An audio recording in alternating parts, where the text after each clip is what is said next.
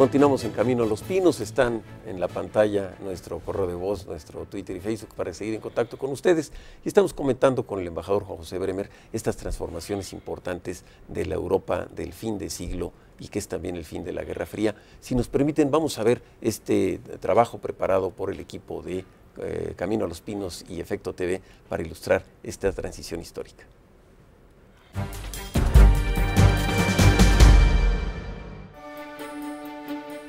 En su experiencia como embajador en la antigua Unión Soviética y más tarde en Alemania y Estados Unidos, Juan José Bremer logró presenciar algunos de los acontecimientos más importantes de nuestra historia reciente, los cuales han sido narrados en uno de sus más recientes libros, El fin de la Guerra Fría y El salvaje mundo nuevo, un pensamiento alternativo sobre las prioridades y valores de nuestra posmodernidad. En esta obra, el autor ofrece una reflexión sobre las transiciones históricas que le tocaron vivir en el lugar de los hechos, comenzando por el colapso soviético, pasando por la unificación de Alemania, la ampliación de Europa y el impacto del 11 de septiembre. Como estampas de una época en movimiento, Bremer analiza en su obra un conjunto de acontecimientos que han definido el perfil de nuestro tiempo. Entre 1986 y 2006, nos dice el embajador, se cierra un ciclo y se abre un nuevo capítulo: el fin de la bipolaridad y la consolidación de la globalidad. En el fin de la Guerra Fría, Bremer no ve necesariamente un triunfo de los Estados Unidos, sino una etapa unilateralista fugaz que con suerte cederá su sitio a un internacionalismo basado en la cooperación y fundado en derecho. Ese objetivo, sin embargo, no es fácil de alcanzar. A más de una década del colapso de la Unión Soviética, observa Bremer, queda ya claro que el fin del bipolarismo no generó el esperado dividendo de paz, sino un nuevo periodo de confrontaciones. El temor por una conflagración atómica ha sido sustituido por el temor al terrorismo y el resurgimiento de viejos espectros nacionalistas, étnicos y religiosos. En las primeras páginas de su libro, prolongado por el escritor Carlos Fuentes, puede leerse: el fin de la Guerra Fría y su oposición entre dos grandes bloques antagónicos abrió las ventanas a un cielo distinto, la globalidad, y los sótanos a una caverna olvidada, la localidad.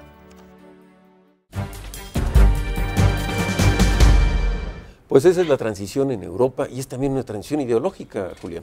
Sí, porque en México la caída, digamos, el derrumbe del sistema soviético, como se conoció después de todo esto que ha comentado muy bien, embajador, la izquierda queda huérfana. Uno de sus horizontes, quizá el horizonte de una ilusión, como diría el historiador Foiré, el historiador francés, esa ilusión se derrumba de pronto. Y la izquierda mexicana, importante, muy ligada a Moscú en algunas etapas, queda sin saber qué hacer. Es un impacto que vino a afectar sin duda a todas las izquierdas en el mundo. La socialdemocracia ha hecho un gran esfuerzo de adaptación, pero de alguna manera está señalando algo. Hay que es muy importante las características de nuestra posmodernidad. Hemos dejado atrás para muchos autores a la edad ideológica, la edad en donde se marbetaban y se clasificaba la realidad, ¿no?, conforme una doctrina y una estructura priorística. Es decir, estamos entrando a un mundo en donde de un mayor pragmatismo, pero yo creo que hay que tomar con un grano de sal el fin de la edad ideológica. Si el fin de la edad ideológica puede implicar el fin de las doctrinas absolutistas, pero de ninguna manera los problemas sociales, los problemas económicos, la distribución de la riqueza, los pasivos enormes sociales que están pendientes de reformar. O sea, aquí no hay ideología, pero los problemas existen. Los y problemas las decisiones existen, gubernamentales y tienen no que seguir. debemos de caer en el engaño de pensar que el fracaso de una ideología borró estos problemas. El gran reto, y en este sentido es la fórmula, la mejor fórmula que para atender estos problemas, y este es precisamente el reto de nuestro tiempo, porque ahí están todos esos pasivos, ahí está toda esa injusticia, es decir, muy especialmente en nuestro país, y la forma de resolverla es, yo creo, que el reto de esta generación. Fracasaron los modelos heredados del siglo XIX, fracasaron los modelos doctrinarios del siglo XIX. para esto China pues está intentando en un modelo de pragmatismo, no sin problemas, buscar su propia solución. Deng Xiaoping, recuerdan la frase famosa de Deng Xiaoping, no importa el color del gato, lo importante es que mate ratones. Exacto. Es decir, que es en el fondo un camino de la doctrina a la eficacia. Y este es un tema que hoy, es un tema de nuestro tiempo. En nuestras campañas viene siendo muy recurrente. El tema de que no estamos en un esquema de dogmatismos ideológicos, sino de capacidades de ejecución. Y es muy interesante cómo la transición rusa hace que una población que no sabía, como tú dices, la relación costo-beneficio, ni el concepto de utilidad.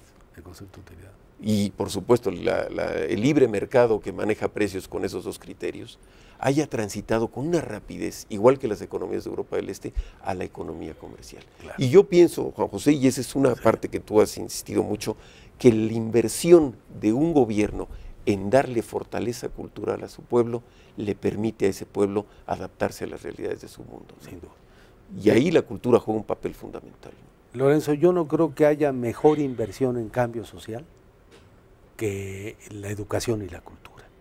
Y creo que debe de estar esto en las prioridades del gasto de todo gobierno. Yo creo que es el gran motor de cambio social. Bien, en las otras experiencias que he tenido en otros países, en Inglaterra muy especialmente, en el Reino Unido y en Alemania, tú ves lo que son sociedades bien educadas. Es decir, y cómo finalmente pueden resistir sociedades bien educadas los golpes económicos, e incluso el caso de Alemania, la catástrofe de las guerras, dos derrotas además merecidas, ¿no? De un periodo que todo mundo coincide fue atroz, y finalmente tener la capacidad, por una sociedad que tiene la energía y la educación, de vencer estas experiencias dramáticas de su propia historia y estar como ahorita está Alemania, unificada y jugando un papel central en este momento crítico de Europa. ¿Cómo ves, Julián, que Juan José le toca la caída del sistema soviético tradicional heredado del sistema stalinista, y luego como embajador en Alemania te toca ser el testigo y un operador político del gobierno mexicano en el proceso de la unificación alemana? Los dos momentos históricos más importantes. No, fue un privilegio y en realidad es algo único, y por eso decidí compartirlo escribiendo estos libros, pero compartirlo además con los jóvenes diplomáticos. Pero los dos fenómenos, el colapso y la unificación, nos dan lecciones. En el colapso falló la hoja de ruta, en la unificación hubo una muy buena negociación diplomática, muy bien construida para hacer frente a los recelos de los aliados y a las resistencias del mundo opuesto, ¿no? Y haber logrado la aquiescencia de quienes habían... De Francia, por ejemplo. La aquiescencia de Francia, las resistencias de la señora Thatcher, las resistencias del ejército ruso, la muy justificada duda de los polacos y de los checos, y por otra parte, haber resistido la unificación que implicó una erogación de cerca de 100,000 millones de dólares para poner de nuevo al día a los nuevos estados. Tú marcas de una manera muy ilustrada este proceso de unificación, sobre todo países que en su evolución durante 40 años, Alemania democrática, Alemania occidental, viven, nacen y se desarrollan como enemigos, y de un día para otro se reconocen como hermanos, ¿no? Y ahí el liderazgo de los políticos fue tremendamente importante. Yo se lo recomiendo a amigos míos en la política y en la diplomacia, que lean el proceso de unificación, porque es un reto. ¿Cómo integrar a un país que tenía un ejército distinto, una policía distinta, una economía funcionando bajo normas distintas y una sociedad educada conforme a otros paradigmas, e integrarlos al todo de la nación, a la unificación, sin que esto generara una reacción del cuerpo ajeno, ¿no? Como sucede con un mal injerto, ¿no? Y esta es una obra de gran pericia política, respaldada por una economía boyante y con recursos acumulados para crear empleo. Esta es Pero la transformación. política bien armada. Esta es la transformación política, es la transformación económica, es la transformación de movimiento de fronteras más importante de Europa que se ha dado pacíficamente. Pacíficamente. Yo no creo que haya en la historia un fenómeno de integración de dos sociedades de esa envergadura, de dos poblaciones tan diferentemente educadas y que además, es decir, el haberse hecho esto mal hubiera sido enormemente una inestable. catástrofe. Alemania está en el corazón de Europa y muchos de los conflictos europeos han estado en Alemania y alrededor de Alemania. O por causa de Alemania. O por causa de Alemania. Vamos a un corte y regresamos con ustedes en Camino a los Pinos.